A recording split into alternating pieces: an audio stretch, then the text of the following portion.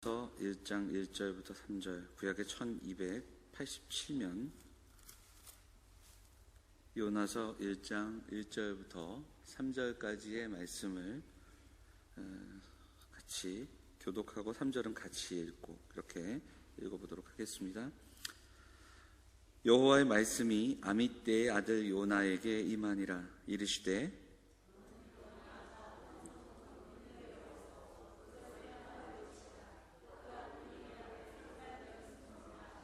같이 읽겠습니다. 그러나 요나가 여호와의 얼굴을 피하려고 일어나 다시스로 도망하려 하여 욥바로 내려갔더니 마침 다시스로 가는 배를 만난지라. 여호와의 얼굴을 피하여 그들과 함께 다시스로 가려고 배삭을 주고 배에 올랐더라. 아멘. 감사드립니다. 11월 첫 주가 시작이 됐습니다. 우리 집사님 기도하셨지만 계절의 변화 가운데 또 감사의 계절을 맞이해서 우리 이번 한 달도 예배하는 가운데 한 해를 돌아보고 주께서 주신 은혜로 좀 힘을 얻는, 그리고 감사의 제목으로 더 새해로 나아가는 그런 귀한 시간들이 되시기를 간절히 소망합니다. 오늘도 그런 마음으로 예배하고 예배 가운데 주시는 은혜를 붙들고 또 세임 얻는 우리 사랑하는 성도들이 다 되시기를 간절히 소망합니다. 자, 그 마음으로 우리 양옆에 계신 분들, 앞뒤에 계신 분들 반갑게 인사하도록 하겠습니다. 잘 오셨습니다. 반갑습니다. 인사할까요?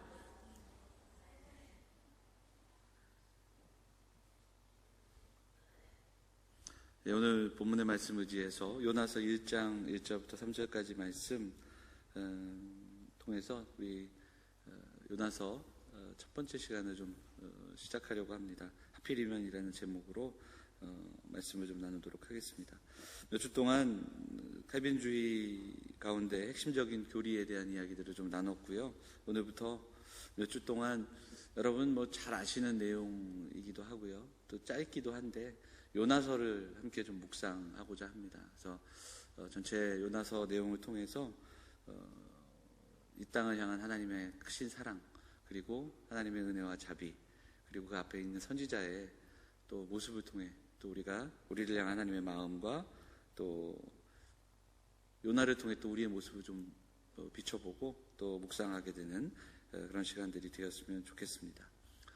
요나서가 재미있는 건 선지서인데요, 예언서인데 요나서 전체를 읽어보니까 선지자인 요나가 하나님의 말씀을 선포하는 장면은 딱 한 절이 나와요. 그러니까 다른 선지서와는 달리 하나님의 말씀을 대언하는 장면은 한 절이에요.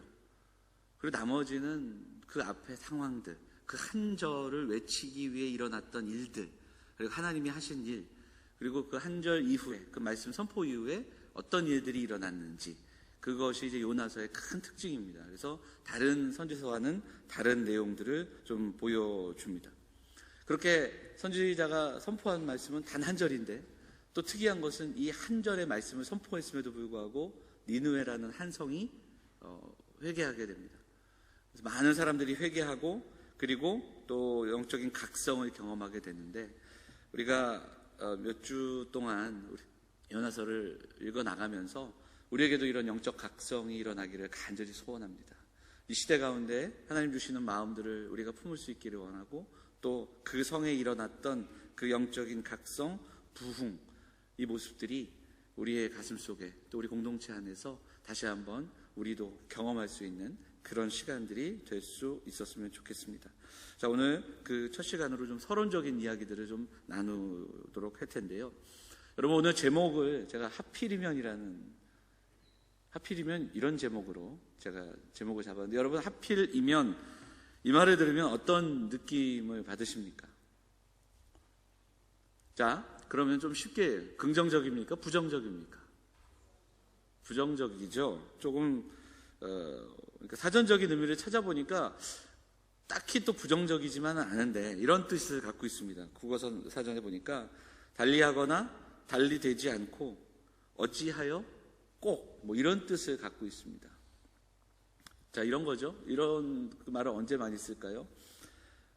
큰맘 먹고 맛집을 검색을 해서 맛집을 찾았어요. 갔더니 하필이면 오늘 휴가를 간 거예요. 휴가예요. 뭐 이런 때 쓰이는 말이죠. 큰맘 먹고 해체한 날 하필이면 비가 오고 막 엄청난 세일을 해가지고 그냥 일찍 가갖고 줄을 섰어요. 그래서 줄을 섰는데 하필이면 내 앞에서 물건이 다 팔리고 뭐 이런 때 쓰이는 단어입니다. 그리고 좀 부정적인 느낌이 많습니다. 요나서 1장과 2장을 이번 주 동안 계속 읽었거든요. 그리고 특히 이제 오늘 본문이 3절이니까 계속 이 세 절을 읽으면서 갖고 다니면서 읽고 생각하고 하면서 요나의 마음에 이렇지 않았을까 하는 생각을 잠깐 해보았습니다. 그래서 요나의 마음을 한번 좀 생각해 보면서 말씀을 좀 시작했으면 좋겠습니다. 자, 1절만 보면 다른 선지서와 달리 다름없이 시작합니다. 어떻게 시작하죠?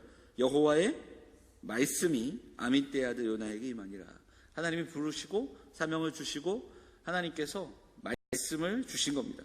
그 예언서답게 시작을 합니다. 자, 그런데 2절에서 어떤 말씀이 그에게 주어졌습니까? 너는 일어나 저 큰 성읍 어디로 갑니까? 니느웨로 가라. 왜 이것이 문제가 될 수 있는가? 니느웨는 아수르의 수도였습니다. 당시 아수르는 북이스라엘을 위협하는, 공격했고 또 그 당시 고대 근동을 주름잡던 대국이었습니다.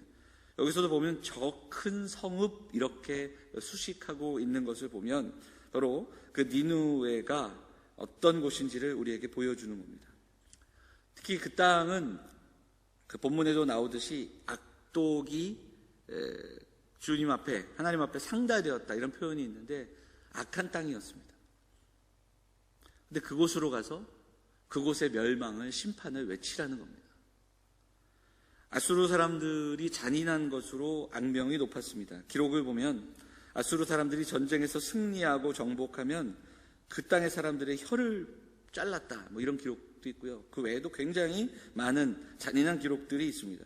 그런데 그들에게 가서 심판을 전하고 회개하라, 그렇게 말씀하고 있는 겁니다. 북이스라엘을 위협하는 나라였습니다. 그리고 악독한 나라였습니다. 아마 요나는 한 2가지 정도 생각을 하지 않았을까요? 하필이면 왜 니느웨로 가서 말씀을 전하라고 하는가? 왜냐하면 그 땅은 멸망하는 게 마땅한데, 악독한 땅이고 그리고 하나님의 진노를 산 땅이면 멸망하게 내어버려 두시는 게 크게 맞는데, 혹시 회개하라 전해서 그 땅이 회개하면 어떡하나, 이런 생각까지도 하지 않았을까, 그런 생각을 해보게 됩니다. 또 한 가지는 잔인한 그리고 악독한 그들이 있는 그 땅에 들어가 심판을 전한다면 그러면 요나가 어떻게 될까요? 죽을 수 있지 않겠습니까? 요나는 두려웠을 겁니다. 이런 여러 가지 생각들, 특히 이런 2가지 생각들 중심으로 갈등이 있었을 겁니다. 이렇게 생각하지 않았을까요? 하필이면 왜 니느웨일까? 하필이면 왜 내게? 뭐 이런 생각들을 하지 않았을까? 자, 우리가 조금 더 요나에 대한 그 내용들을 좀 살펴보면 더 이해할 수 있습니다. 자, 우리가 보는 그 본문 1장 1절이 여호와의 말씀이 아미떼의 아들 요나에게 임하시니라 이렇게 시작이 되는데, 원어 성경을 좀 인용해 보니까 원어 성경에는 단어가 하나 더 들어가 있습니다. 그러니까 1절이 어떻게 시작이 되는가? 우리말로 번역을 하면 그리고 이렇게 시작이 됩니다. 그러니까 요나서는 그리고라는 단어로 시작이 돼요. 조금 더 정확히 말하자면 그리고 계속 이렇게 되는데, 번역하면서 자연스럽게 빠져 있습니다. 그럼 어떤 뜻이 되냐면 이미 요나가 하나님의 말씀을 전했던 겁니다. 근데 그 기록에 대해서는 요나서에선 찾아볼 수 없는데, 우리가 그 실마리를 어디서 찾아볼 수 있는가? 열왕기 하에서 찾아볼 수 있습니다. 자, 열왕기하 14장 25절 말씀을 읽어보도록 하겠습니다. 열왕기하 14장 25절 같이 읽어볼까요? 같이 읽겠습니다. 시작. 여호와께서 그의 종 가드 헤벨 아미떼의 아들 선지자 요나를 통하여 하신 말씀과 같이 여로보암이 이스라엘 영토를 회복하되, 하맛 어기에서부터, 자, 열왕기하에는 그 요나의 이름이 이렇게 한 번 나옵니다. 말씀을 잘 보시면 여기에 여로보암이 나오는데, 이 여로보암은 여로보암 2세를 말합니다. 북이스라엘이 여로보암으로 시작된 북이스라엘이 가장 이후에 강성하던 때, 가장 풍요롭고 번성하던 때, 그리고 굉장히 많은 땅을 차지하던 그때가 바로 여로보암 2세 때입니다. 자, 이 여로보암 2세 때 동시대, 이때에 활동하던 선지자가 2명이 더 있었습니다. 요나를 뒤로 한 채 아모스가 있었고요, 호세아가 있었습니다. 자, 한번 생각을 해보시면 호세아는 어떤 선지자입니까? 하나님께서 호세아에게 아내를 취하라, 그래서 고멜과 결혼하지 않습니까? 그리고 아모스는 그 땅에 불의를 선언하면서 하나님의 공의를 선포하고, 특히 지도자들과 그 땅에 정치하는 자들, 그리고 또 종교 지도자들을 책망했던 사람들이 호세아와 아모스입니다. 자, 심판을 경고했습니다. 자, 한번 생각해 볼까요? 그러면 그 아모스와 호세아가 백성들에게 인기가 좀 좋았을까요? 나빴을까요?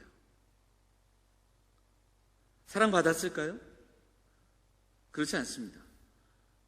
백성들이 그 선지자를 만날 때마다 심판의 이야기를 듣고 책망을 듣고 또 훈계를 듣는데 과연 좋아했을까 하는 생각을 해보게 됩니다. 그런데 오늘 본문을 보면 아까 조금 전에 읽었던 열왕기하를 보면 요나는 어떠했을까? 요나가 선포했던 그 말씀은 호세아와 아모스와는 달랐습니다. 요나는 이스라엘의 번영을 선포했습니다. 이스라엘의 땅이 이렇게 회복될 것이라는 것을 선포했습니다. 북이스라엘이 가장 풍요롭던 때, 이스라엘 영토가 회복되고 경제적으로 회복될 것을 선언하던 선지자가 요나였습니다. 인기가 좋았을까요? 나빴을까요? 아마 영토의 회복, 번영의 메시지, 사람들은 환호하고 기뻐했을 겁니다. 아멘 했을 겁니다.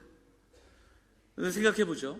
그렇게 사람들에게 박수받고 듣기 좋은 이야기들하고 이스라엘의 번영을 선포하던 선지자가 바로 요나였습니다.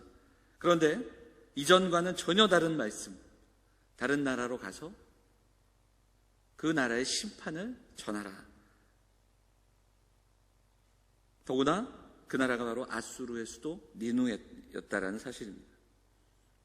하나님의 말씀이 요나에게 임했습니다. 그런데 그 말씀에 대한 반응은 하필이면 이라는 생각으로 나아갈 수밖에 없었습니다. 여러분, 우리가 하나님의 말씀을 듣고 또 하나님의 말씀이 우리의 삶에 적용이 될 때, 그리고 묵상할 때 여러분 항상 아멘으로 응답하실 수 있겠습니까? 그렇게 되던가요? 말씀대로 살아가는 것이, 믿음을 가지고 믿음대로 살아가는 것이 여러분 정말 항상 아멘으로, 항상 자신 있게 그 말씀대로 순종할 수 있는 그 삶으로 나아갈 수 있던가요? 항상 그렇지는 않습니다. 성경을 보면 앞서 언급했던 호세아에게는 음란한 여인과 결혼하라 이렇게 이야기합니다. 예레미야에게는 결혼을 하지 말라고 말씀하셨고, 사도행전에 보면 아나니아에게는 예수 믿는 자들을 핍박하고 죽이려고 했던 한 사람을 찾아가서 그에게 안수하라고 말씀하십니다. 오늘날 우리에게도 이런 경우들이 참 많습니다. 쉽게 해결될 수 없는 상황이 있습니다. 때로는 우리에게 분명히 방법이 있는데 또한 그 방법대로 하는 것이 하나님의 뜻이 아니라는 것을 또한 우리가 알 때가 있습니다. 하필이면 이때에, 하필이면 나에게 고민하고 안타까워할 수밖에 없는 상황과 일들이 참 많습니다. 신앙의 문제일 수도 있고 또 여러 가지 건강과 직장, 가정의 문제 등등이 이해되지 않고 받아들일 수 없는 상황이 다가올 때가 분명히 있다는 겁니다. 니누에로 가서 외치라. 이것은 단순히 선교지를 향한 부르심이 아니라 오늘을 살아가는 우리가 살아가는 삶에서 이렇게 우리를 의외의 곳으로, 의외의 상황으로 또한 부르시고 내모실 때가 분명히 있다라는 사실입니다. 그래서 우리는 우리 삶 속에서도 분명한 질문이 있습니다. 왜 내 기도를 들으시지 않은 걸까? 왜 아직 응답되지 않는 걸까? 왜 내가 원하는 길이 아니라 이 길로 나를 인도하실까? 이렇게 질문하고 또 이렇게 또 묻고 묻는, 또 곤고함이 너무나도 기막혀 눈물로 또 세월을 보내는 그런 시간들이 분명히 우리에게도 있고, 그런 탄식과 원망이 우리에게도 분명히 경험되어지기도 한다라는 겁니다. 그리고 요나처럼 우리도 분명히 그렇게 반응할 때가 있습니다. 일어나기는 하는데 일어나 하나님이 가리키는 그곳이 아니라 반대 방향으로 나아가는, 욥바로 향하여 나아가는, 다시스로 향하여 나아가는 요나의 모습처럼 우리도 그렇게 일어설 때가 분명히 있다라는 겁니다. 자, 요나를 계속해서 좀 보도록 하지요. 요나가 고민하고 갈등했으나 그가 결국 일어납니다. 그래서 2절이 이렇게 시작이 되죠. 너는 일어나 저 큰, 이렇게 하나님의 말씀이 일어납니다. 그런데 일어났는데 일어나 가는 요나의 방향은 전혀 다른 방향이었습니다. 왜 욥바로 향합니까? 왜 다시스로 향하고 있습니까?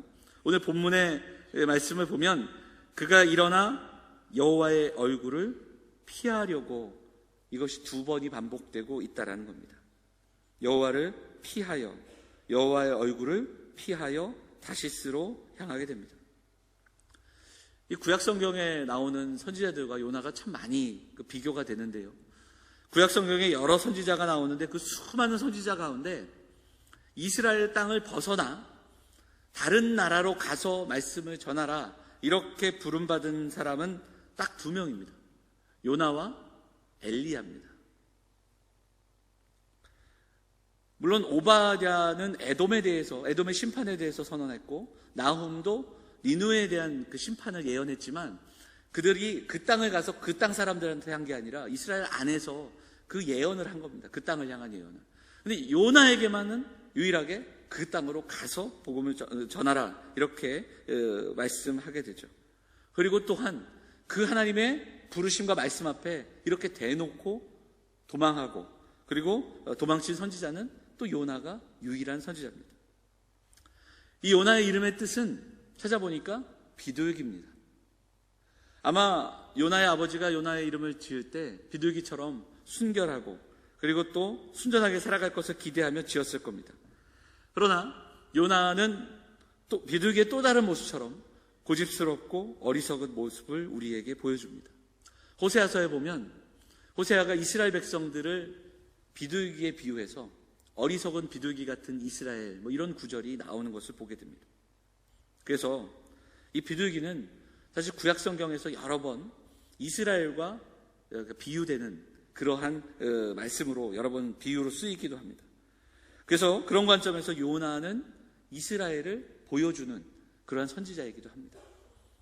가장 강성하고 부요하고 풍성함을 누리는 그때에 가장 하나님을 배역하고 우상 숭배하고 그리고 하나님을 섬기지 못했던 바로 반대 방향으로 달려갔던 이스라엘의 모습이 요나를 통해 선언되고 있다는 겁니다. 또한 하나님의 선지자이면서도 하나님의 자비와 사랑을 알지 못하고 하나님의 자비와 은혜를 제대로 이해하지 못하고 하나님을 피해 달아났던 그 요나는 이스라엘의 모습이었습니다. 그리고 이 요나의 모습은 또한 오늘을 살아가는 우리의 모습이기도 합니다. 하나님을 피하여 달려가는 모습, 사명과 또 주신 그 본래의 모습을 잊은 채 하나님의 자비와 하나님의 크신 사랑을 잊은 채 전혀 다른 곳으로 달려가는 그 요나의 모습이 오늘을 살아가는 우리의 모습은 아닌가, 이 땅의 교회의 모습은 아닌가, 우리가 좀 돌아볼 수 있었으면 좋겠습니다. 며칠 동안 이제 이 요나서를 함께 읽어가며 함께 묵상하는 가운데 요나를 통해 이스라엘의 모습과 그리고 오늘을 살아가는 우리의 모습을 다시 한번 깨닫고 또 다시 한번 기도하고 결단하는, 불순종의 자리에서 일어나 순종의 자리로 한 번 더 나아가기를 결단하고 용기 있게 말씀 앞에 아멘으로 반응하는 사랑하는 성도들 되시기를 간절히 소망합니다. 우리의 연약함이 있습니다. 우리의 불순종의 모습이 있습니다. 하나님의 은혜를 구하며 기도하는 우리 사랑하는 성도들이 되시기를 간절히 소망합니다. 오늘 서론과 같은 이야기 속에서 우리 성도들과 함께 오늘 말씀을 좀 다시 한번 기억하고 적용하기 원하는 말씀들, 우리가 좀 적용하고 기도하기를 원하는 것은, 첫째, 우리에게 꿈이 있고 우리에게 지혜가 있고 지식이 있습니다. 그리고 그러한 우리의 지혜와 지식과 우리의 판단보다 성도는 하나님의 말씀, 하나님의 뜻을 더 귀하게 여기고 두렵게 여기며 순종의 길로 한 걸음 한 걸음 나아가는 우리 사랑하는 성도들 되시기를 간절히 부탁을 드립니다. 사랑하는 여러분, 믿음이 무엇입니까? 이해할 수 없는 순간에, 그 순간에도 하나님을 끝까지 신뢰하며 그 길에 서는 것이 믿음인 줄 압니다. 아브라함은 하나님께서 주시는 이해할 수 없는 명령을 받았습니다. 너희 자손이 별과 같이 모래와 같이 많게 하겠다고 약속하신 하나님이 이삭을 바치라고 합니다. 모리아산으로 한 걸음 한 걸음 나아갑니다. 그리고 끝까지 순종함으로 믿음이 무엇인지를 확증하여 줍니다. 요나는 하나님의 말씀을 들었지만 자신의 지혜와 그리고 감정과 그리고 가지고 있는 그 여러 가지 판단을 통해서 판단하고 명령을 거부하고 하나님을 등진 채 도망합니다. 요나의 모습은 오히려 지금 어떤 모습이냐면 하나님을 책망하는 모습과도 같습니다. 하나님, 이것만큼은 하나님이 틀리셨습니다. 하나님, 이 문제만큼은 내 생각이 더 옳은 것 같습니다. 하나님, 잘 모르셔서 그런데 지금 이건 아닌 것 같습니다. 이렇게 오히려 하나님께 책망하고 또 하나님께 말씀드리는 그런 장면처럼 보입니다.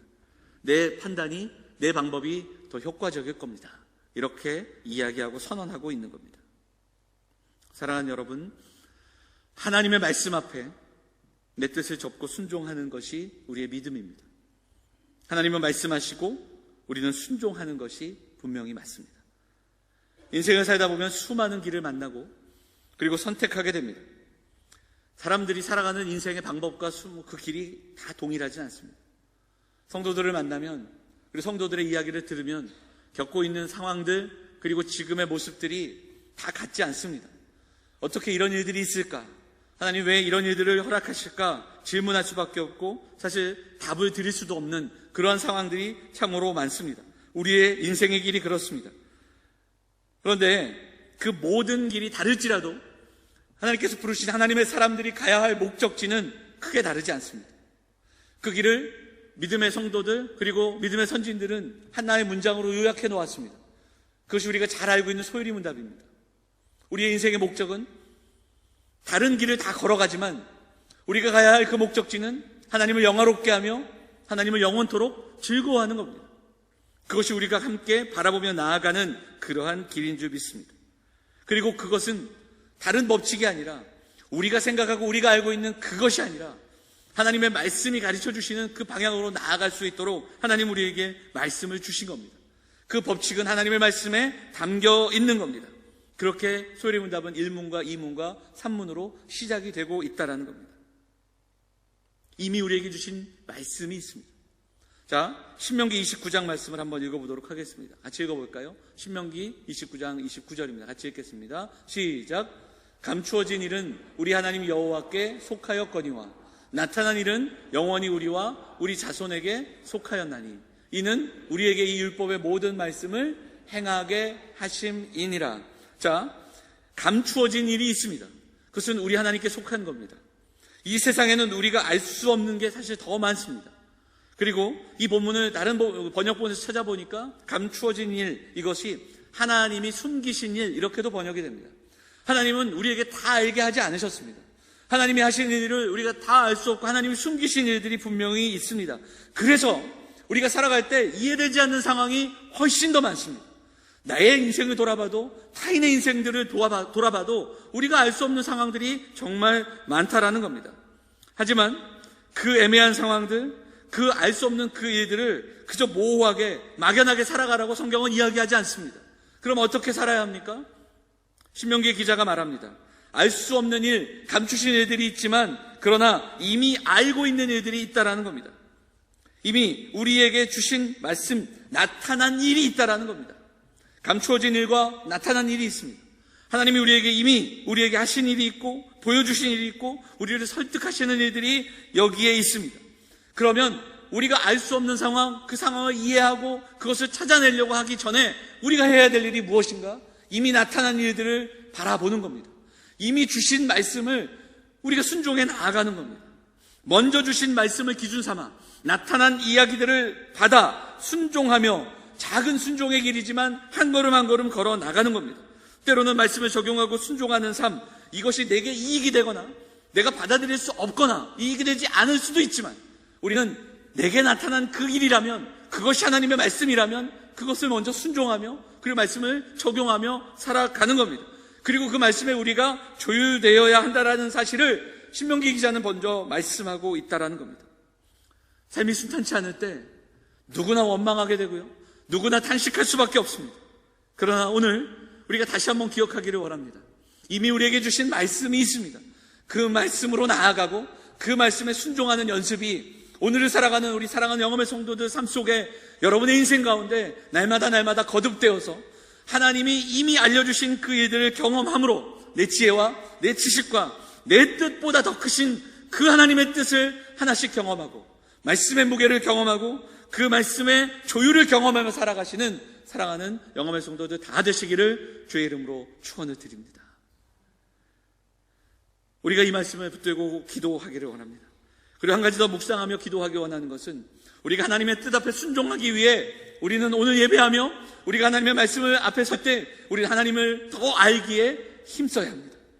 우리가 예배하는 것, 우리가 말씀을 배우는 것, 우리는 다른 것이 아니라 하나님을 만나고 하나님을 알고 하나님의 성품과 하나님의 뜻을 깨달아가는 사랑하는 성도들이 되어야 할 것입니다. 오늘 본문은 요나의 불순종을 요나가 하나님의 얼굴을 피한다는 표현으로 우리에게 들려줍니다. 그렇다면 반대로 우리 하나님의 얼굴을 바라봐야 합니다. 하나님 앞에 서야 합니다. 그리고 하나님께 등 돌려서는 안 됩니다. 하나님을 더 알아야 하고 하나님을 더 사랑하는 것이고 하나님을 더 깊이 알아가는 겁니다. 하나님의 말씀을 대언하는 자였음에도 불구하고 하나님의 자비와 사랑을 받아들이지 못합니다. 하나님의 구원을 오히려 유대인 자신의 민족 안에서 제한하고 그리고 유대에 머무르기를 원했던 그 마음이 요나에게도 있다라는 겁니다. 하나님을 알아야 합니다. 하나님의 성품과 그 하나님의 뜻을 조금씩이지만 알아가야 합니다. 그래서 하나님의 말씀이 우리에게 알려주시는 삶의 목적과 원리를 통해 배워야 합니다. 하나님을 알아야 하나님을 사랑할 수 있습니다. 하나님을 알고 하나님을 사랑해야 바른 선택을 우리가 할 수 있습니다. 어려운 그 순간 속에서도 순종의 길을 나아갈 수 있는 힘이 거기에 있다라는 겁니다. 여러분, 인생을 살면서 정말 하나님의 영광과 우리의 의지가 충돌되는 경우가 분명히 있습니다. 우리가 무엇을 선택하며 살아가고 있는가? 오늘 이 아침에 다시 한번 돌아보면서 내가 원하는 일이 아니라 정말 하나님이 원하시는 일들이 우리의 삶 속에 이루어지기를 소망하며 그 하나님을 더 알아가기 힘쓰는 우리 사랑하는 성도들, 사랑하는 영험의 성도들 될 수 있기를 간절히 소망합니다. 하필이면 니누에로 가라. 하필이면 왜 나에게? 오늘 말씀을 시작하면서 제가 요나의 마음이 이렇지 않았을까 이렇게 말씀을 드렸습니다. 우리도 마찬가지의 경우가 많다고 이야기 드렸죠. 고 장영희 교수님이 쓰신 책들이 있는데 이분은 두 번의 암 수술을 하고요, 회복이 되었는데 다시 척추에서 재발해서 척추암으로 또 5년을 치료하셨습니다.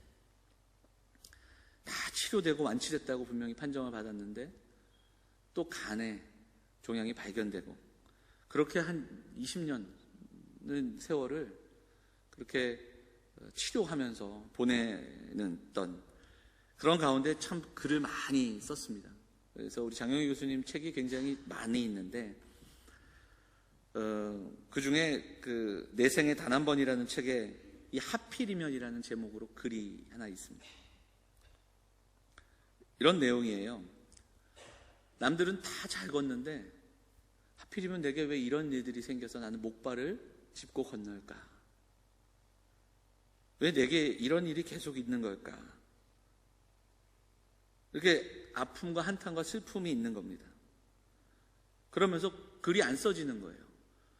그래서 날마다 갑자기 하필이면 내가 왜 이럴까? 이런 그 생각에 젖어서 너무너무 힘들고 우울한 날들을 보내는데 그런 가운데 어느 날 길을 가다가 길에서 너무 예쁜 곰인형이 있는 겁니다.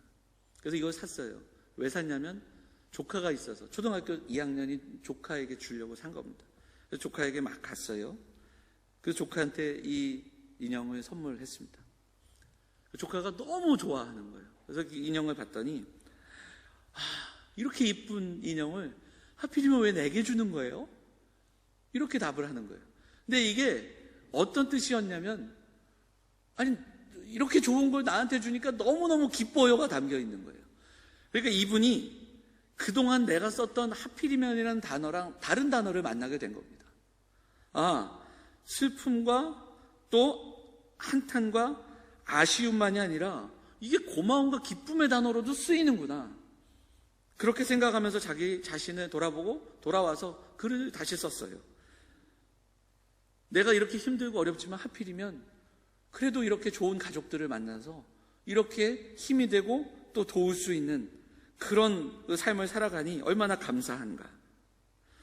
세상에 아프고 더 굶주리고 고통받는 사람들이 많은데 하필이면 내게 이런 그래도 자리를 주셔서 감당하게 하시고, 나보다 더 똑똑하고 또 그런 사람들이 많은데, 공부 잘하는 사람들이 하필이면 내게 이 자리가 허락돼서 가르치고 또 교수로 활동할 수 있게 된 이런 그 일들, 그런 글을 쭉 써내려갑니다.